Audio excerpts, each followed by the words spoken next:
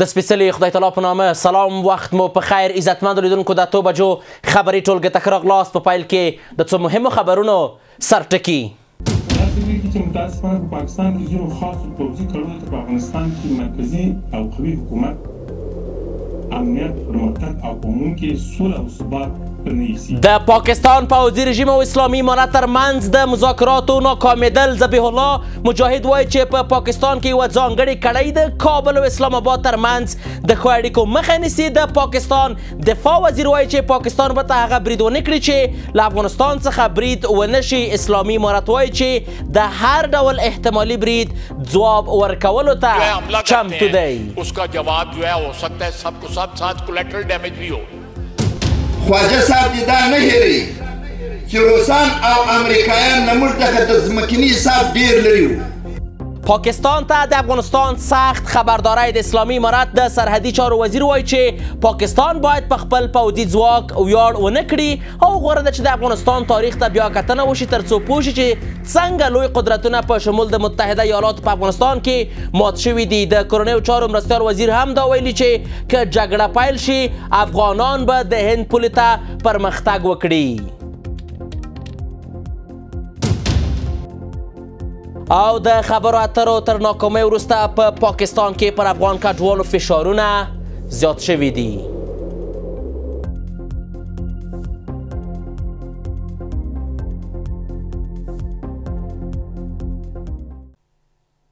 بشپړ خبرونه زه یوسف خان لاله یم. د اسلامي امارت ویان ذبیح الله مجاهد اعلان کړی چې د استانبول خبرې اترې د پاکستان د غیر مسؤلانه غوښتنو له امله بې پایله پای ته ورسېدې. هغه تاریخي شواهد وړاندې کړل او تحریک طالبان پاکستان یې د پاکستان داخلي ستونزه وبلله او زیاته کړه چې دا ډله په افغانستان کې د اوسني نظام له واکمنۍ د مخه په پاکستان کې جوړه شوې وه. ښاغلي مجاهد ټینګار کړی چې تحریک طالبان پاکستان غړي په افغانستان کې شتون نه لري او د اسلامي امارت لخوا یې ملاتړ نه کیږي. مجاهد ویلي چې کابل تل د پاکستان په ګډون له هیوادونو سره ښې اړیکې غواړي او زیاته کړې ده چې که چیرې په افغانستان د هوا یا ځمکې له لارې د کوم هیواد لخوا برید وشي اسلامي امارت به په کلکه د هیواد له خاورې او خلکو څخه دفاع وکړي. دا په داسې حال کې ده چې د پاکستان دفاع وزیر ویلي و چې پاکستان به تر هغه وخته پورې پر افغانستان برید ونه کړي تر څو چې د افغانستان لخوا پر پاکستان برید نه وي شوی. د کابل او اسلام آباد ترمنځ خبرې بې پایلې پای ته ورسېدې.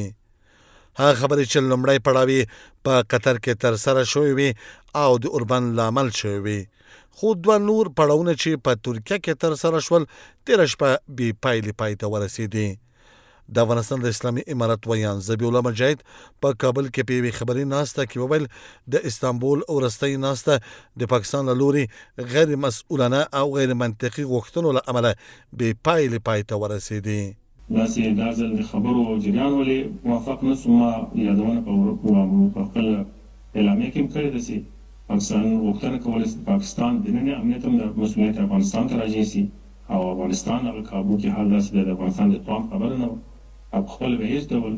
امنیتي مسؤلیت اخیستلو ته ژمن نه وو، ځکه خبرو نتیجه ورنه کړه. هغه زیاته کړې چې د پاکستان په نظام کې د یوه ځانګړي کړۍ شتون د دې لامل شوی چې دواړه لوري هوکړې ته ونه رسېږي. د نوموړي په وینا دغه کړۍ نه غواړي چې کابل او اسلام آباد ښې اړیکې ولري. داسې ویږي چې متاسفانه په پاکستان کې ځینو خاصو پوځي کړنو ته په افغانستان کې مرکزي او قوي حکومت، امنیت، پرمختګ او په عموم کې سوله او ثبات نه ایسېږي. لکه دوی تل د افغانستان له ناامنۍ، اشغالونو، مهاجرتونو او مجبوریتونو څخه ګټه پورته کړي. نن بیا غواړي د یو لړ بهانو په تراشلو سره له افغانستان څخه ځان په ستونزه کې کېږي. مجاهد د تاریخي شواهدو په وړاندې کولو سره وویل د تحریک طالبانو پاکستان ستونزه د پاکستان کورنۍ مسئله ده، ځکه دا ډله له هغه وړاندې په پاکستان کې رامنځته شوې وه چې اوسنی نظام په افغانستان کې واک ته ورسېږي. هغه زیاته کړې د پاکستان حکومت نه غواړي په افغانستان کې یو قوي او پرمختللی نظام شتون ولري. دغه کړۍ په اسلامي امارت باندې ناسم تورونه پورې کوي. نړۍ ته داسې ښیي چې گویا د پاکستان ناامني او د پاکستان د طالبانو تحریک یا TTP په افغانستان کې د اسلامي امارت د راتګ سره جوخته پیل شوی. په داسې حال کې چې دغه ناامني او د TTP شتون له 2002 کال څخه را په دې خوا پیل شوی او علت هم د پاکستاني پوځیانو هغه ناسم سیاستونه و چې هغه مهال له امریکا سره ځان په اتحاد کې ګډ کړ او بیا یې امریکایانو ته اجازه وکړه چې په وزیرستانونو او قبایلو کې ډرون بریدونه ترسره کړي او خپله یې هم د وزیرستان له بېچاره خلکو سره دښمني راواخیسته. مجاهد ټینګار وکړ چې افغانستان تل د ټولو هیوادونو په ګډون د پاکستان سره د ښو اړیکو غوښتونکی پاتې شوی، خو که افغانستان د کوم هیواد له لوري د هوایي یا ځمکني برید سره مخ شي، اسلامي امارت به د هیواد د خاورې او ولس قاطع دفاع وکړي. پر همدې موضوع د بحث لپاره په ژوندۍ بڼه راسره وصل دی د پوځي چارو کارپوه ښاغلی سرور نیازی صاحب. نیازی صاحب ستړی مه شئ، وخت بخیر، خپرونې ته هم په خیر راغلی. نیازی صاحب، نن یو ځل بیا د اسلامي امارت ویاند ښاغلي مجاهد نړۍ ته ډاډ ورکړی چې د افغانستان خاوره د هیڅ هیواد لپاره ګواښ نه ده، ترڅنګ ویلي چې د ټي ټي پي غړي هم په افغانستان کې شتون نه لري. نو بیا ولې په وار وار پاکستان پر افغانستان باندې دغه تور پورې کوي؟ مننه لاله ستاسو د تلویزیون لیدونکو او اوریدونکو ته نیک هیلې او سلامونه وړاندې کوم. وګورئ، دا لومړی ځل نه دی چې پاکستان په افغانستان باندې تورونه پورې کوي یا پاکستان د خپل بام واورې په افغانستان شي. دوی بار بار دا شی تکرار کړی دی او دا د دوی د پالیسۍ جز دی. پاکستان نه غواړي په افغانستان کې یو واکمن قوي نظام شتون ولري او دلته سوله او امنیت راشي. دوی تل هڅه کوي چې په افغانستان کې جنگي ډلې وروزي او د هغې ملاتړ وکړي، لکه څنګه چې دوی په تېرو 50 کالو کې دا نړۍ ته وښودله. اوس وګورئ، د دوی دغه دوه سیاست چې موږ بار بار په دې باندې تاکید کړی دی. یو خوا دوی دوحه کې د دوی استازي د مذاکرې په میز ناست وي،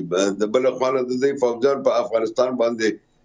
بریدونه کوي. یعنې ما بار بار ویلي چې پاکستان د مذاکرې او د سولې او د تفاهم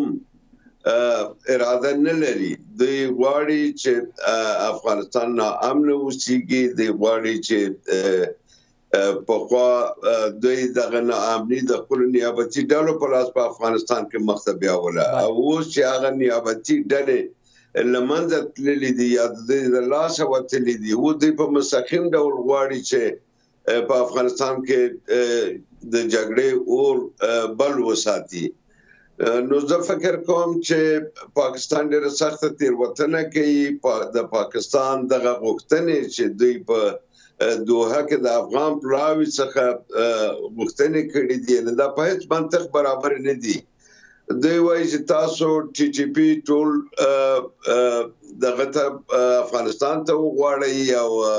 هلته دوی قابو کوي او امید پرېږدي چې پر پاکستان حملې وکړي. نو زه وایم که چېرته دوی دا ادعا لري چې اسلامي امارت د ټي ټي پي نه ملاتړ کوي، نو کله چې اسلامي امارت په قدرت کې نه و، خو هم ټي ټي پي سره د دوی لانجې وي او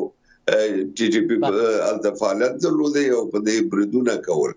او دا بیا د پاکستان داخلي موضوع ده. دا نشي کېدی که چېرته بیا پاکستان دا ادعا لري چې مونږ د دغه ډلې د قابو کولو توان نه لرو، نو بیا د دوی چې دا ادعا لري چې موږ یو غښتلی نظامي پوځ لرو، موږ اتومي وسلې لرو، دا د څه لپاره دي؟ بله، نیازی صاحب غواړم همدغلته وپوښتم، نیازی صاحب په ډېرې بښنې سره غواړم همدغلته وپوښتم چې فکر نه کوئ چې د پاکستاني چارواکو خبرې یوه خبره د بلې خبرې سره اختلاف لري؟ د بېلګې په توګه دوی یو ځل وایي چې ټي ټي پي په افغانستان کې ده، بیا وایي چې نه، ټي ټي پي د پاکستان څخه بیرته افغانستان ته وغوښتل شي. فکر نه کوئ دا خبرې د یو بل سره یو څه ضد دي؟ دقیقاً مخکې ما تاسو ته وویل چې پاکستان تل دغه دوه مخی سیاست مخ ته بیایي. یوه بېلګه یې همدا ده چې دوی په خپله ادعا کوي چې د تحریک طالبان پاکستان ډلې په افغانستان کې دي او د هغې زموږ ګواکي، او بیا وایي چې دوی دغه ډلې وغواړي. تاسو وګورئ، دا څو ورځې مخکې د تحریک طالبان پاکستاني مشرانو دوی ته ویډیوګانې خپرې کړې د پاکستان د خاورې نه او دوی وویل چې موږ د پاکستان په خاوره کې و د دې ځای نه خپل فعالیتونه کوو خو اصلا خبره دا ده لالی صاحب چې دوی نور ناتوانه شوي دي نه د ټي ټي پي په وړاندې د مقاومت تاب لري نه د بلوچ ازادي غوښتونکو او نه د پي ټي ایم په وړاندې او اخواته د عمران خان ډله ان پاکستان په یو سخت امنیتی او اقتصادي بحران کې کېل دی د هر خواته لاس چي هر خواته هلې ځلې کې ترڅو نړۍ ته وکي د خپل ځاخ څنګه پټ کی نړۍ ته دا وکي چې ګواکه په پاکستان کې خیر او خیریت دی او د هر څه کې د افغانستان د خاورې نه مونږ ته پر مونږ باندې کیږي نو زوایم کدی چیرته دغه توانمندي نه لري بیا نو دغه او د اسلامي امارت څخه غواړي چې دوی په پاکستان کې امن راوړي بیا د خپل وسلې او د اتم بم او د خپل درنې وسلې د افغانستان ته په اختیار کې ورکړي ترڅو افغانان لا شي د امنیت ونیسي ان دا خو نه ممکنه خبره ده چې دوی اسلامي امارت لارشي په پاکستان کې د دې امنیت ونیسي او د مخالف ډلې काबू کی دا خبره د منلو نه ده بله یا ځای صاحب ستاسو تحلیل فکر او آند څه دی له دې څخه وروسته نور مذاکرات ته هیلهمندي شته فکر کوئ چې دغه مذاکرات او خبرې اترې به څلورم پړاو ته لاړ شي په کوم بل هیواد کې ګورئ کله چې د دې استازي هلته په مذاکره کې ناس ولا مذاکرې نوې پیل شوې دغه مذاکرات د پیلېدو په حالت کې ما وویل چې دغه مذاکرات پایله نه لري ځکه چې دوی په خپل عهد او په خپل خبره ولاړ نه دي دوی بیا هم زه تکراروم چې دوی دوه مخې سیاست لوبوي د یو خانه په مذاکره کې کینی او دنیا ته کې چې موږ خو مذاکره غواړو او د بل خانه بیا دوی په افغانستان باندې حمله کوي زه غواړم دغه ستاسو دغه تریبیون لاره پاکستانیانو ته په ډاګه کوم چې تاسو په دغه خپل اتوم باندې دومره منازګي ځکه دغه ریموټ هم تاسو په لاس کې نشته نه د استعمال څلار لري ومنګ افغانان یو تشویش لرو او نړۍ هم باید د تشویش ولري چې دغه اتمی وسلې مبادا چې دغه توندره وډلو لاس ته ورشي نړۍ باید اوس د دې وخت راغلی دی چې نړۍ باید د پاکستان په اتمی وسلو باندې تصمیم ونیسي د هغه اتمی وسلې د دې ځینې واخیستل شي ځکه په پاکستان کې امنیتي حالت ډېر کړکېچن دی کېدای شي دا د داعش او یا د تحریک طالبان پاکستاني لاسته ولویږي دا به بیا د نړۍ لپاره ډېر سخت سرخوږی وي ځکه دوی نشي کولی چې خپل امنیت وساتي دغه خپل وسلو امنیت وساتي تاسو هر ورځ ګورئ د دې پوسټې او د دې چوڼۍ د تحریک طالبان پاکستانی او بلوچ ازادي غوښتونکو لخوا هر ورځ نیول کېږي د هر ورځ دوی ته درانه تلفات رسیږي دوی په ډېر یو بد حالت کې د دوی د سرتیرو مورال نور ضعیف شوی دی دوی د جګړې او د مقاومت توان نور نه لري بله ښه نیازی صاحب که د وروستۍ پوښتنې په توګه له تاسو څخه وپوښتم چې اوس به څه ترسره کیږي ځکه چې د پاکستان دفاع وزیر ښاغلي خواجه آصف ویلي چې تر څو چې پر موږ باندې برید ونشي د افغانستان له لورې دغه اوربند به هم دغه ډول باندې دوام ومومي څه به وشي دا خو تل تاسو وګورئ نه اوس اته د ښاغلي کرزي په وخت کې بیا د ښاغلي غني په وخت کې بیا کله چې امارت اسلامي راغلی دی بار په افغانستان حمله کړې دي دا یو ځل خو نه دی د بمباردونه کړې دي د توپچي حمله کړې دي راکټي حمله په افغانستان کړې دي د ډرون الوتکو په وسیله حمله کړې دي او خپل حتی جګړه مار ډلې دلته راستولې دي یا نیابتي ډلو په وسیله د جګړې مخته بیاولې دي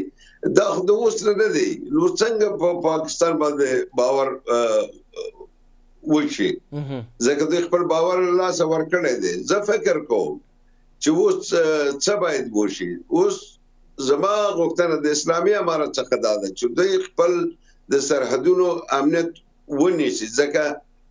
پاکستاني سرتیري یا د دوی سرحدي ځواکونه یا د دوی پوځیان نشي کولی امنیت وساتي. تاسو ویلي چې تحریک طالبان پاکستاني د دې پوسې هر ورځ نیسي او هلته د تقریبا همدا اوس بانو باجوړ او ډېرې سیمې له لاسه ورکړي دي. هلته تحریک طالبان پاکستاني حکومت کوي. نو اسلامي امارت دا پکار ده چې خپل د پولو امنیت وساتي او موږ د پاکستان د ډرونونو نه یا د دې د بمبارونو نه ډارېږو، ځکه افغانستان د 50 کاله ټوله دنیا راغله دلته بمونه وغورځول. دا بمونه به صحیح ده چې موږ ته به ملکي تلفات واړوي، زموږ کورونه به خراب کړي، خو زه په ډاګه تاسو ته وایم چې پاکستان د دې جرأت نه لري چې یو قدم د افغانستان په خبره کې د پښه کېږدي او دوی به د ډېر کلک برګون سره مخامخ کېږي، ځکه افغانان د دوی په وړاندې یعنې دوی په خپله د افغانانو دومره کرکه او نفرت راپارولی دی که چېرته پاکستان په مستقیم ډول د افغانستان سره جګړې ته زړه کوي، دلته به نر او ښځه او ټول افغانان که هغه د هرې ډلې هر قوم او هر ژبې پورې تړاو لري، هغه به د پاکستان په وړاندې درېږي او د خپل هېواد څخه دفاع کوي. د پوځي چارو کارپو ښاغلی سرور نیازی صاحب، خپرونه کې ستاسو له حضور څخه نړۍ منندوی یم. اوس هم د خبرونو دوام. د کابل و اسلام آباد ترمنځ د خبرو اترو د دریم پړاو له ناکامۍ وروسته د افغانستان د اسلامي امارت د سرحدي چارو وزیر نورالله نوري پاکستان ته سخت خبرداری ورکړی چې هېواد یې باید په خپل پوځي ځواک ونه ویاړي او غوره ده چې د افغانستان تاریخ یو ځل بیا وڅېړل شي تر څو پوه شي چې د پاکستان څخه لوی ځواکونه په شمول د امریکا متحده ایالاتو په افغانستان کې مات شوي دي. په ورته وخت کې د اسلامي امارت د کورنیو چارو مرستیال وزیر محمد نبی عمري هم خبرداری ورکړی چې که د افغانستان او پاکستان ترمنځ جګړه ونښلي نو افغانان به د هند تر پولې پرمختګ وکړي.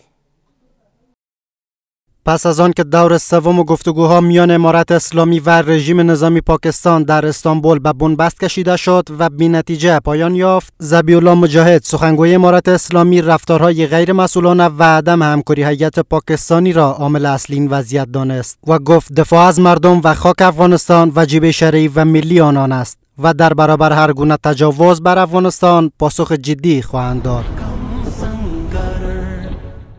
همدارد د دې ټولو اقداماتو سره سره اسلامي امارت لا هم ځان مسؤل ګڼي چې له خپلې خاورې څخه چاته د بل هېواد د ناامنۍ او مداخلې اجازه نه ورکوي او کلکه مخه ونیسي انشاءالله. همزمان خواجه آصف وزیر دفاع پاکستان گفته که هیئت اسلام آباد نتوانسته در این گفتگوها اختلاف عمیق با امارت اسلامی را از میان بردارد. این مقام ارشد نظامی پاکستان تاکید کرده است که آتش بس تا هنگامی با کابل برقرار خواهد بود که هیچ حمله ای از خاک افغانستان بر پاکستان صورت نگیرد. تا زمانی که از سوی افغانستان حمله صورت نگیرد از جانب پاکستان آتش بس برقرار خواهد بود. خواجه صاحب دیدار نه هېروي چې روسان او امریکایان له موږ څخه د ځمکني حساب ډېر لرې وو. با این همه ملا نورالله نوری وزیر سرحدات اقوام و قبایل امارت اسلامی به پاکستان هشدار داده است که با داشتن تکنولوژی پیشرفته مغرور نشود. آقای نوری در مراسم در ولایت غزنی خطاب به خواجه آصف وزیر دفاع پاکستان گفته است که بهتر است تاریخ افغانستان را بار دیگر مرور کند تا بداند که قدرت‌های بزرگتر از پاکستان مشمول امریکا چگونه در این سرزمین شکست خوردند. اما زما او ستاسو وصلت په پنجاب او په سیند کې در سره وصل یم. ته په خپله ټکنالوژي مه غره کېږه، دا د عقیدې اساس او دا با شهامت ولس د دوی جوش او صبر مه ازمویه. ته په دې باور لرې چې سپین ږیرو ځوانان به میدان ته دروځي، ما او تا په مځکه کې سره وصل یو. هغه 18 ساعت بعد طیاره هغه خاورې ته رسېده، بیا یې انجام څنګه شو؟ واکنش‌های تند و هشدارهای سخت امارت اسلامی در حال در برابر اسلام آباد صورت می‌گیرد که همواره رژیم نظامی پاکستان به ویژه خواجه آصف وزیر دفاع آن کشور لحن جنگ طلبی با افغانستان داشته است. درست در اوضاعی که امارت اسلامی بر حل معضل و از میان برداشتن تنش‌ها میان کابل و اسلام آباد بر گفتگوها تاکید کرده است. عزتمند لیدونکو د 2 بجو خبري ټولګه پر همدې ځای پای ته ورسېده. تر بیا کتو په الله پاک مو سپارم. ښې چارې.